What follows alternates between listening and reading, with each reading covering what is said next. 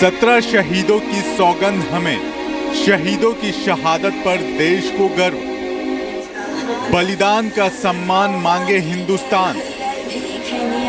अपने पापा पे गर्व हो रहा है क्योंकि मेरे पापा मरे नहीं हैं बल्कि एक शहीद हुए हैं, आर्मी में थे और वो भी देश के लिए मरे। शहीदों की परिवारों को सुनो सरकार, अब बयान नहीं बदला जरूरी। अब धैर्य नहीं धमाका जरूरी। हिंदुस्तान की यही पुकार, अब की बात सीमा पार।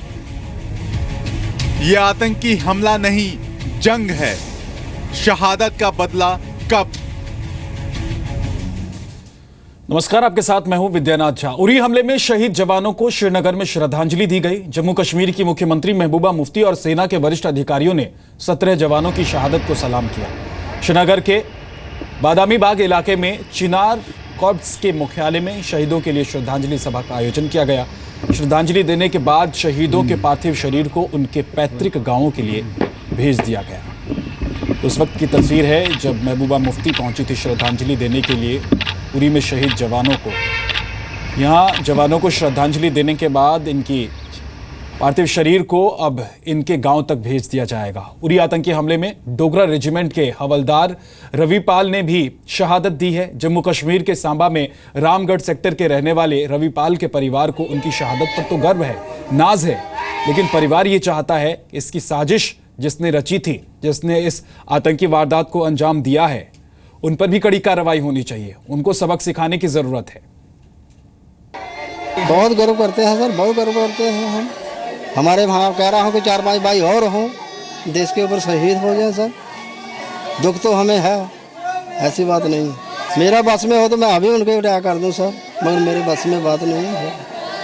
मैं तो यही अपील करूँगा अपने प्रधानमंत्री से, PM से, कि आप जितनी जल्दी हो सके इनको सबको सिखाना चाहिए सर। अब बहुत हो लिया, अब बर्दाश्त के लायक नहीं रहा।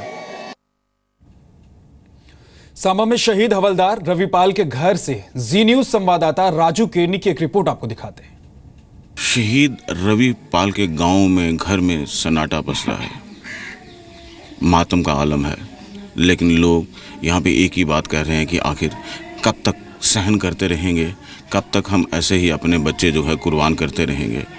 आप बताइए कि कितना दुख है उसकी शहादत पर, क्या चाहते हैं सरकार से? हम सरकार से ये चाहते हैं, सरकार जो है रोज़ पेपर में दे देती है पाकिस्तान में उस जगह में जो है इसका कैंप चल रहा है, क्या बोलते हैं, उग्रवाद का कैंप चल रहा है, फलानी जगह उग्रवाद का कैंप है। हम सरकार से ये चाहते हैं कि सरकार वहाँ जाकर उनको नष्ट क्यों नहीं कर देती, उनको नष्ट कर दे, बर्बाद कर दे, ताकि रोज़ भारत के हर घर घर में जो है शोक पसरता है। सरकार जो है उधर जाकर जो है उनको नष्ट कर दे ताकि जो है आगे के लिए शांति रहे। जो आप बताइए कि क्या चाहते हैं आप सरकार से इस शहादत के बाद? इतनी शहादतें हो रही हैं आए दिन। हमारी सरकार से यही निवेदन है कि जैसा हमारा भाई सरहद पर उसने अपनी जान कुर्बान की है, तो हमारी सरकार से यही है कि उसी का बदला उसी टाइम लेना चाहिए कि उसको सबको मिले। हमारे को इस चीज़ का बड़ा गर्व है कि हमारे भाई ने देश के लिए अपनी जान कुर्बान की है, और दुख इस चीज़ का है कि हमारे परिवार से जो छोटे छोटे बच्चे छोड़ के और जुदा हो गया। रवि के परिवार, उसके नातेदार, उसके मोहल्ले वाले जिनके साथ वो खेला बड़ा हुआ, सभी को उसकी शहादत पर दुख है, गर्व है, लेकिन उनका कहना है कि बस अब बहुत हो चुका, अब सरकार को कुछ करके दिखाना चाहिए ताकि इन शहादतों को सच्ची श्रद्धांजलि मिल सके। कैमरामैन मानी के साथ राजू केरनी, जी मीडिया, जम्मू। शहीदों की कुर्बानी पर सीना तो चौड़ा होता है, नाज तो होता है, लेकिन जब उनके परिवार के आंसू सामने आते हैं तो ये सवाल उठता है कि आखिर कब तक इस तरीके से नापाक साजिश का शिकार होकर हमारे जवान शहीद होते रहेंगे। नासिक में शहीद सिपाही TS सोमनाथ के घर से मुकुल कुलकर्णी मेरे सहयोगी जुड़ गए हैं। उनके साथ तमाम वो लोग हैं जिनसे उनकी बात हुई है और वो बात करेंगे और बताएंगे कि परिवार जो नाज महसूस कर रहा है, उनके मन में सवाल भी है क्या वो सरकार से, देश से कुछ चाहते भी हैं, और क्या उनके मन में भी यही सवाल है कि पाकिस्तान को अब जवाब देने का वक्त आ गया है। मुकुल, जी, अभी मैं जिस गांव में हूँ हम उसका घर देख सकते हैं। ये शहीद जवान संदीप थोक का घर है।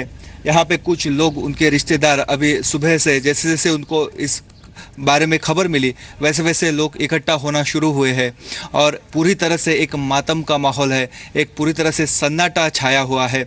जो लोग हैं वो अफसोस जारी कर रहे हैं, जो दुख अपना व्यक्त कर रहे हैं, लेकिन साथ ही साथ गर्व भी महसूस कर रहे हैं और उनके मन में एक चीड़ जैसी भावना है। उनका कहना है कि अब बहुत हो चुका, अभी जो है सरकार ने कुछ ठोस कदम उठाने चाहिए।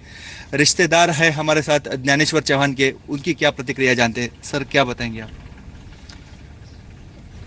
हमारा जो रिश्तेदार था, घर परिवार का सदस्य था संदीप, वो कल उरी सेक्टर में शहीद हो गया। शहीद होना ये तो गर्व की बात रहती है, लेकिन ऐसा है जब परिवार का कोई सदस्य हमारे घर में नहीं रहता, उसका जो दुख होता है वो बहुत ही भयानक होता है।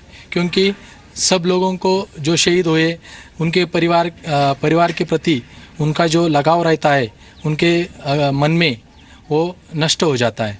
तो मुझे सरकार से यही कहना है कि जिन्होंने ये हमला किया है वो हमलावरों को और वो आतंकवादियों को, घुसखोरों को जल्द से जल्द कुछ ना कुछ किया जाए, इस पर कठोर निर्णय लिया जाए। क्या लगता है, अभी चर्चा का माहौल चलता रहता है, मीटिंग पे मीटिंग चलती रहती है, आपका अभी क्या मांग है? आपकी जो बलिदान दिया है वो व्यर्थ न हो, इसलिए आपकी क्या मांग है? हमारे सब लोगों की ये मांग है कि चर्चा पे चर्चा ये न करके कुछ ठोस ऐसा निर्णय लेना चाहिए, जिससे क्या होगा कि हमारे जो शहीद होने वाले लड़के वो बच जाएगा और पूरा के पूरा जो मामला है पाकिस्तान का वो ख़त्म हो जाना चाहिए जल्द से जल्द। और कुछ गांव के लोग हैं, क्या बताएंगे आप?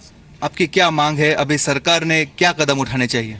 ये जल्द से जल्द पूरा हो जाना चाहिए। अपने देश के लिए अच्छा रहेगा, हमारे भी बच्चे, बाल बच्चे सुरक्षित रहेंगे और कश्मीर का भी ये जो प्रश्न है वो सही तरह से निपटाना चाहिए। क्या लगता है भारतीय सेना ने क्या करना चाहिए? उन लोगों की बात पहुंचा रहे हैं आप तक, अंदर की जो आवाज क्या उनके परिवार वाले हैं, जो उनके गांव वाले हैं, जो उन्हें जानते थे, समझते थे, जिनकी कुर्बानी पर इन लोगों को नाज तो है, लेकिन अब चाहते हैं कि पाकिस्तान को भी जवाब मिले। मुकुल, बहुत बहुत शुक्रिया आपका। अब आपको गया में शहीद एसके विद्यार्थी के परिवार के पास लेकर चलते हैं और आपको मातम जो यहां पसरा हुआ है पूरे परिवार में, उसकी भी तस्वीर दिखाते हैं। दरअसल ये आंसू सवाल कर रहे हैं कि आखिर कब तक इस तरीके से जवान शहीद होते रहेंगे और हम कड़ी प्रतिक्रिया और निंदाओं से आगे नहीं बढ़ पाएंगे। कब तक आलोचनाओं से आगे हम नहीं बढ़ पाएंगे? कब तक पाकिस्तान के आतंकी ठिकानों को ध्वस्त करने से पहले हमें अपने जवानों को शहीद करना होगा। मेरी मम्मी सुबह से न्यूज़ देख के मतलब कि घबरा रही थी कि वैसा न्यूज़ जहाँ पे पापा थे वहाँ पे वैसे घबरा रही थी। फिर शाम में एक ऑफिसर फ़ोन किए थे, वही मम्मी को पूरा बात बता दी। कोई भी सुबह से सही बात नहीं बता रहा था, घुमा के बोल रहा था।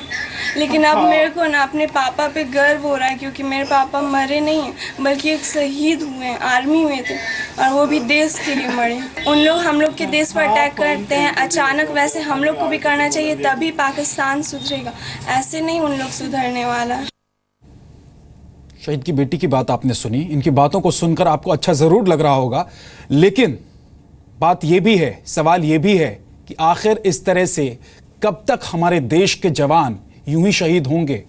उरी में हुए आतंकी हमले को लेकर देश भर में गुस्सा भी है। पटना में लोगों से बात की जी मीडिया संवाददाता आशुतोष चंद्रा ने। आपको सुनवाते हैं कि लोग क्या कह रहे हैं पटना में। उरी में सेना कैंप पर हुए हमले के बाद 17 से ज्यादा जवान शहीद हो चुके हैं। आज पूरा देश गुस्से में है। इस वक्त हम लोग पटना के कारगिल चौक पर हैं। ये वही चौक है जहां पर कारगिल युद्ध के बाद बिहार के जो जवान शहीद हुए थे उनकी स्मृति में ये चौक बनाया गया था। उरी में हुए हमले के बाद भी बिहार के कई जवान शहीद हुए हैं। आज बिहार के नौजवान भी कुछ कहना चाहते हैं, उन्हें भी कुछ कहना है, क्योंकि पूरा देश आज गुस्से में है। आखिर क्या समाधान निकलना चाहिए और जो उरी में जो हमला हुआ है उसको लेकर हमारे युवा क्या सोचते हैं, उनसे बात करेंगे। ये बताइए, जो कल की जो घटना हुई है इसको आप किस नज़रिए से देखते हैं?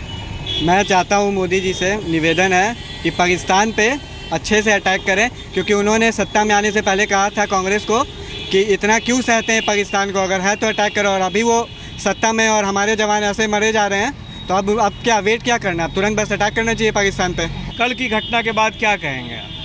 कल की घटना जो हुई है बहुत दुर्भाग्यपूर्ण रही है।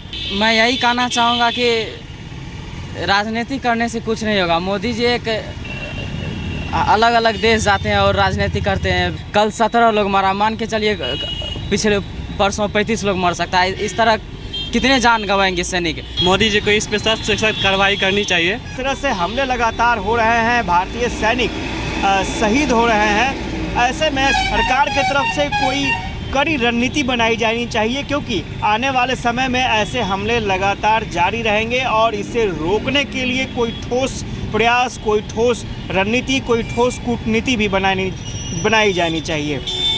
कैमरामैन निशान के साथ आशुतोष चंद्र, जी मीडिया, पटना।